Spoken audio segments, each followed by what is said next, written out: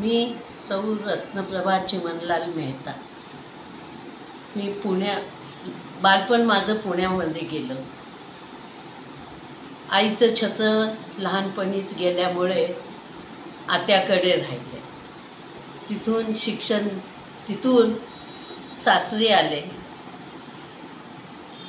सासरी सुद्धा ह्यांची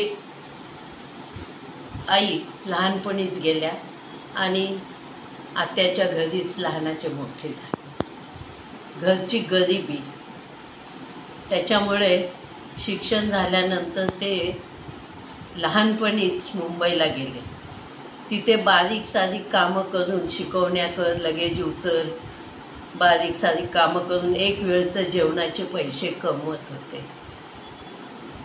तिथून पुढे शिकवण्या वगैरे केल्यानंतर घरी सासू सासरे, 3 नंदा लहान, दोघींची लग्न झालेली, असा 6 माणसाचा परिवार होता। एक वेळचं जेवणामध्ये सुद्धा पंचायत होती। उत्पन्नाचं साधन काहीच नव्हतं। जमिनी आमच्या होत्या पण कुळ कायद्यामध्ये त्या गेल्या। सासऱ्यांचं वय झालेलं, त्याच्यामुळे कसे तरी दिवस काढले आणि मी पुण्याला शिवणकाम शिकण्यासाठी गेले। तिथं शिवणकामामध्ये माझं मन रमतच नव्हतं, म्हणून परत इंदापूरला आले। इंदापूरला लायब्ररी चालवली आणि थोड्याशा पैशामध्ये एक छोटंसं दुकान घातलं।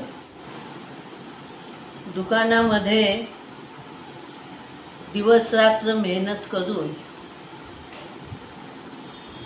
हळूहळू दुकान वाढवलं। ह्यामध्ये माझ्या मिस्टरांनी मला खूप साथ दिली। दुकानाचे संस्कार माझ्यावर नव्हते, त्यांनीच मला शिकवलं आणि मी काम करत गेले। मिस्टरांमुळेच मी दुकान चालवू शकले, शिकू शकले। ते मुंबईला खरेदी करायचे आणि इकडं ट्रकवाल्याबरोबर पिशवी पाठवून तो माल दुसऱ्या दिवशी विकायचा। असे करून हळूहळू दुकान मोठे झाले। ह्याच्यामध्ये दुकानाची सगळी जबाबदारी माझ्यावर असल्यामुळे जसे मिस्टर सांगायचे तसेच मी वागायचे। त्यामध्ये जोडधंदा म्हणून LICचं पण मी काम केलं। माझ्या मिस्टरांनी त्याला पण मला साथ दिली। मी झोनल मॅनेजर क्लब मेंबर झाले। तिथंही धंदा वाढला आणि हळूहळू दुकान मोठी होत गेली। त्यामुळे माझ्या सासूबाईंनी घराची संपूर्ण जबाबदारी उचलली, म्हणून मी दुकान 12 तास चालवू शकले। त्या नंदांनी साथ दिली। परिस्थितीप्रमाणे त्यांनी कुठलाही कधी हट्ट केला नाही। आमच्या ह्या प्रवासात श्री झुमुकलाल भाई, चंदूभाई निजामपूर, अमृतभाई लोणेरे आणि महाडचे DK शेठ ह्यांनी खूप मदत केली।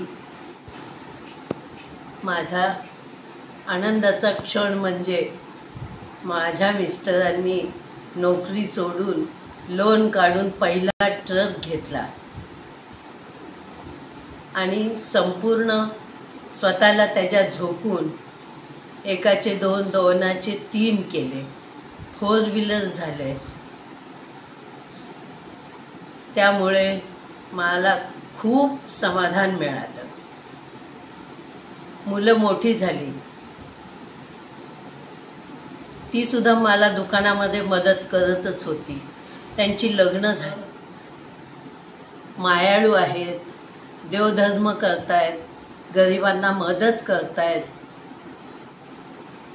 दोघंही आमच्यावर खूप प्रेम करतात। आमचा एकही शब्द खाली पाडून देत नाही। सर्वांना मी हेच सांगू शकेन, तुम्ही कष्ट करा, यश तुमच्या हातात आहे, फक्त त्यात प्रामाणिकपणा हवा आहे. त्याचप्रमाणे माझी नातवंडसुद्धा खूप हुशार आहेत, मायाळू आहेत, आजी आजोबांवर खूप प्रेम करतात. आत्ताच आम्हाला द्वारका, सोरटी सोमनाथ आणि उदयपूर ह्याची यात्रा करून आणली. ऑनलाईन त्यांनी सगळं बुक केलं आणि त्या दोघांनी आम्हाला यात्रेला नेलं. एक माझी नात अमेरिकेला आहे, दुसरी नात LLB करते, नातू शिकतोय. ह्याच्यात मी खूप समाधानी आहे. आणि आपल्या समाजाने हा जो उपक्रम चालू केला आहे त्याच्यात मला खूप आनंद होतो की मला कुठंतरी मन मोकळं करायला मिळालं. असेच नवीन नवीन उपक्रम चालू ठेवावे. धन्यवाद.